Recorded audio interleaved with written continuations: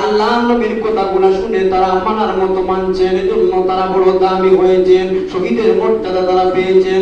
একজন সাহাবীর কথা আমি বললাম, আরো অসংখ্য গণিত সাহাবায়ে কেরামরা বড় দামি ছিলেন। হযরত উমর রাদিয়াল্লাহু তাআলা আনহুর দিকে যদি আপনি একটু তাকান রে, হযরত উমর রাদিয়াল্লাহু তাআলা আনহু ইসলাম প্রিয় মানুষ প্রথমে ছিলেন না রে, উনি ইসলামকে দেখতে পারতেন না।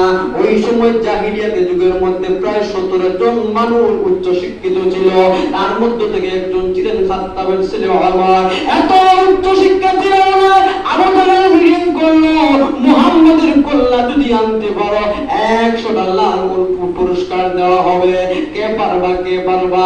ওমর রাদিয়াল্লাহু তাআলা তরবারি হাতে নিয়ে দাঁড়ায় যায় আর বলে আমি পারবো আব্দুল্লাহর ছেলে মুহাম্মদের কল্লা কেটে আনতে। সবাই বলল হ্যাঁ তোমার দ্বারাও সম্ভব, কারণ তুমি বড় সাহসী, তুমি পারবা মুহাম্মদের কল্লা কেটে আনতে, তোমাকে দায়িত্ব দেওয়া হলো। হযরত ওমর রাদিয়াল্লাহু তাআলা দেখা যায় তরবারি হাতে নিয়া রওনা দিলেন মুহাম্মদের কল্লা আনার জন্য। আল্লাহর নবী দারুল আরকামে সাহাবায়ে কেরামদেরকে নিয়ে বসা অবস্থায় ছিলেন। রাস্তার মধ্যে একজন লোকের সঙ্গে সাক্ষাৎ হয়ে যায় রে, লোকটা ডাক দিয়ে বলে ভাই উমর কই যাও? বলে মুহাম্মদের কল্লা আনার জন্য। মুহাম্মদ নতুন একটা জিনিস আবিষ্কার করেছে, কি যেন বারবার পড়ে আর বলে এটা নাকি কোরআন। আমি এটা মানি না, আমি মুহাম্মদের কল্লা আনার জন্য যাই। নাউযুবিল্লাহ। উনি বলেন ভাই কোরআনের জন্য তুমি যদি মুহাম্মদের কল্লা আনার জন্য তুমি যদি যাও, আগে তোমার বাড়ির মধ্যে যাও, কোরআন গ্রহণ করেছেন তোমার বোন এবং তোমার ভগ্নিপতি, কোরআনের আইন তারা মেনেছেন, আগে তাদের কাছে তুমি যাও। ওই কথা বলার সঙ্গে সঙ্গে উমরের মেজাজটা গরম হয়ে গেল।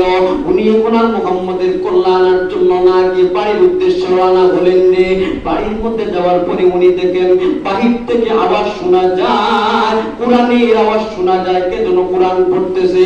নক করলেন দরজায়, যেমনি ওমর রাদিয়াল্লাহু তাআলা আনহুর আওয়াজ শোনা মাত্র ভগ্নিপতি আত্মগোপন করলেন, বোন দরজাটা খুলে দিলেন। ঘরে ঢোকার পরে বলেন বোন তুই নাকি মুহাম্মদের ধর্ম কবুল করেছিস, তুই নাকি ইসলাম ধর্ম গ্রহণ করেছিস। বোনকে এমন জোরে আঘাত করলেন হাতের 5টা আঙ্গুলের দাগ বোনের গালের মধ্যে পড়ে যায়। বোন ডাক দিয়ে বলে ভাই আমি যে মুহাম্মদের ধর্ম গ্রহণ করলাম, যে ইসলাম গ্রহণ করলাম, তুমি আমাকে মারতে পারো, মারতে মারতে জমিন থেকে বিদায় দিয়ে দাও রে।